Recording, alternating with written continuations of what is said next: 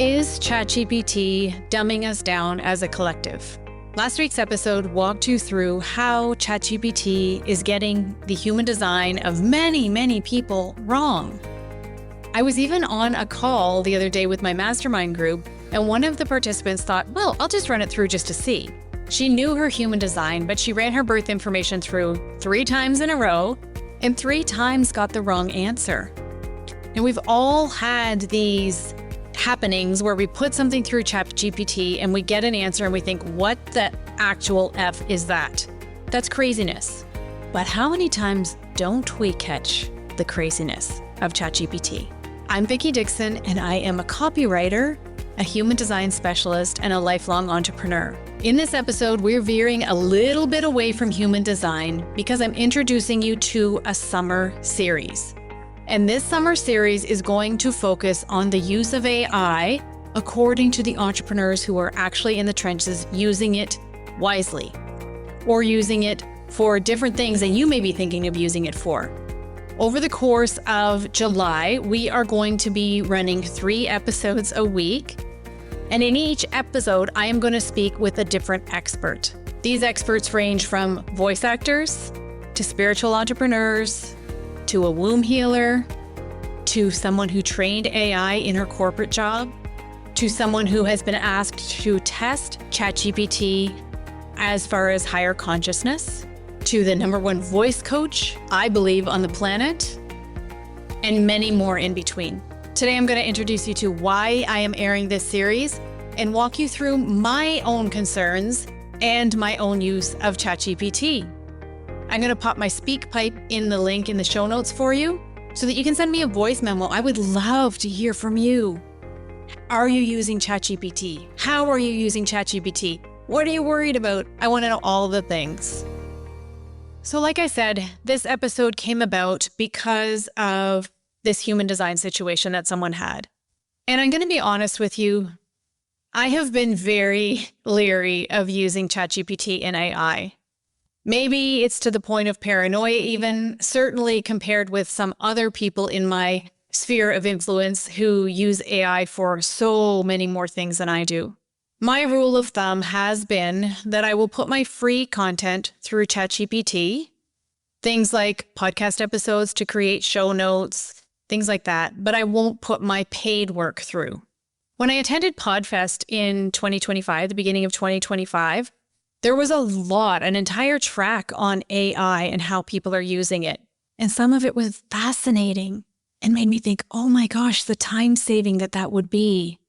And some of it, to be honest with you, absolutely terrified me. I sat in on an author track because I'm writing a book this year. And on this author track, one person stood up and spoke from stage about how he had written an entire book through AI. AI wrote the book. Now, he has this as a disclaimer on his website and on the site where you purchase the books, on Amazon, anywhere you purchase the book. And still, to me, that felt kind of gross. On an author panel discussion, someone who is an author actually recommended that people stop buying books and start asking AI what they needed to know to give them a summary according to their needs and their business, their, say, weaknesses and strengths. What could they take from that book and use in their business? And my heart broke a little bit inside because I was like, really? An author is standing up there telling us not to buy books anymore? Instead, to outsource it to ChatGPT and ask it what we need to know? The TLDR, too long, didn't read?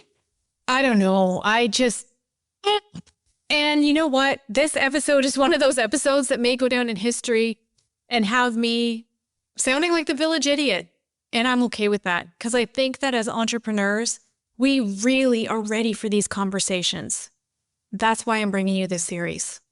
As I said, we kick off with a voice coach, the voice coach who I have had the pleasure of working with for 6 months. And she's going to be talking about authenticity and how buyer trust is at an all-time low. Robotic content is not going to bring people through who trust you enough to give you their money. I've gathered 10 or 12 experts at this point, entrepreneurs just like you who are experts in their field, about how they're using ChatGPT and their concerns. And as I'm recording this intro episode for you, I've only completed 3 of the 12 interviews, but I'm seeing a theme. We all have the same concerns. We're all a little bit afraid of losing our voice. We're all concerned about the consciousness, collective consciousness. We're all concerned about the dumbing down that seems to be happening. One of my concerns is that we seem to be losing the ability to critically think for ourselves more and more. It concerns me that when I Google something now, I get one answer, and that's the AI version of the answer. Remember when you used to Google something and you would get pages and pages and pages? Now you get one answer. What if I want more than one answer? What if I want to read all of the things and dive in on 16 different websites and actually make up my mind for myself? It seems like that option requires a whole lot more digging now. And what is the benefit, or who benefits from this collective dumbing down, from this collective inability to critically think? It's my belief, and it may or may not be yours, and that's okay. We can still be friends. But it's my belief that we've had enough of that over the past 5 years. We've had enough of one voice telling us how we need to live, how we need to think, how we need to run our lives, our businesses, all of the things, our health.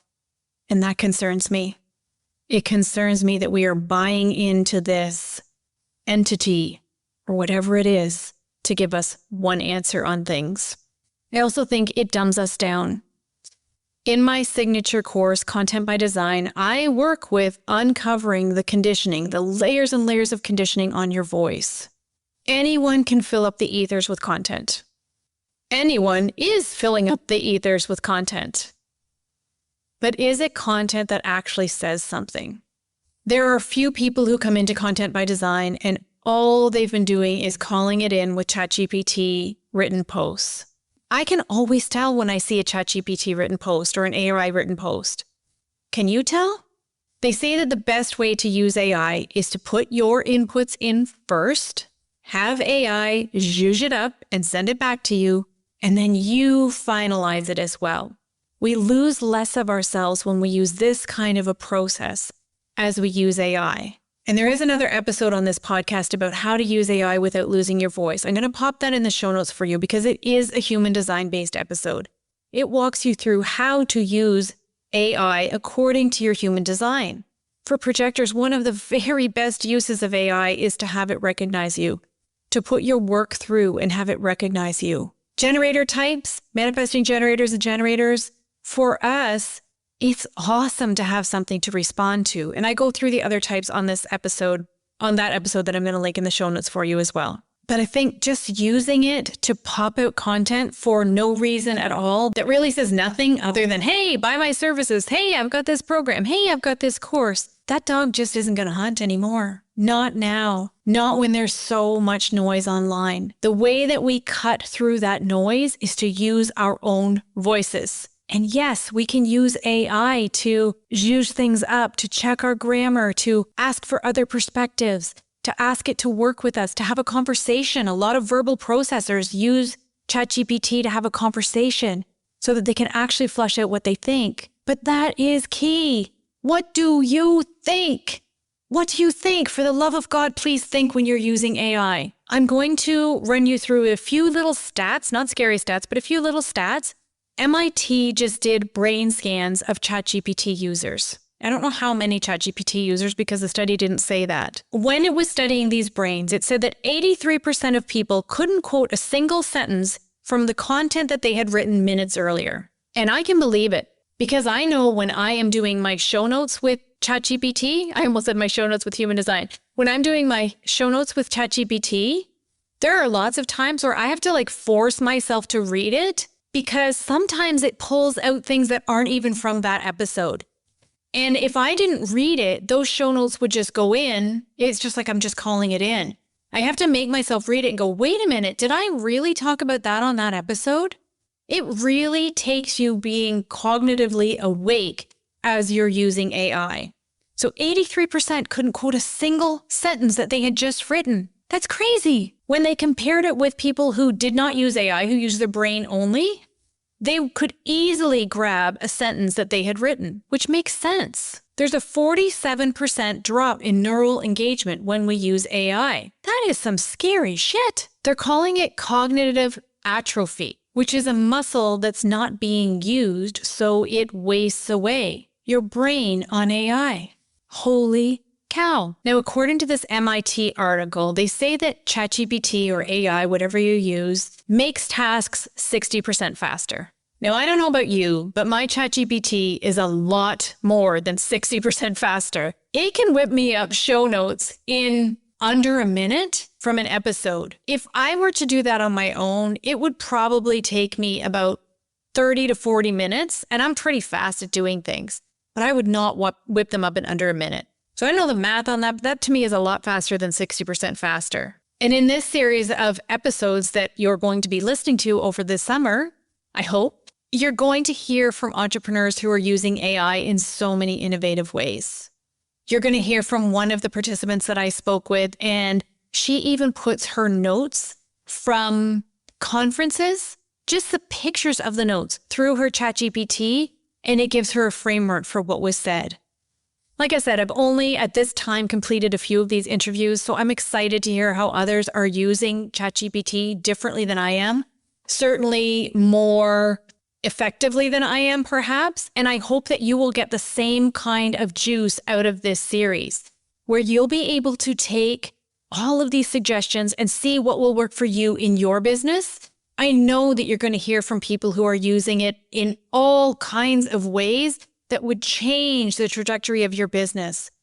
AI can save us having extra VAs and extra assistants in some cases.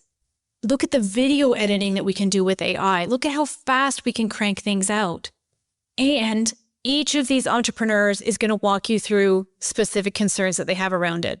I haven't yet booked one interview with anyone who doesn't have a concern about our use of AI and how we are no longer using our brains as we once were, how creativity is being outsourced, and concerns about what we're going to lose in the process over the long haul.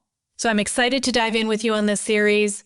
I hope that you'll stick with us for each and every one of the interviews. The episodes will be a little longer than my normal episodes, and I promise you that they will be worth it. You will walk away with loads of different things and a whole lot of different perspectives on this new era that we are in. Thank you for being here. I appreciate you, and I look forward to spending the month of July with you.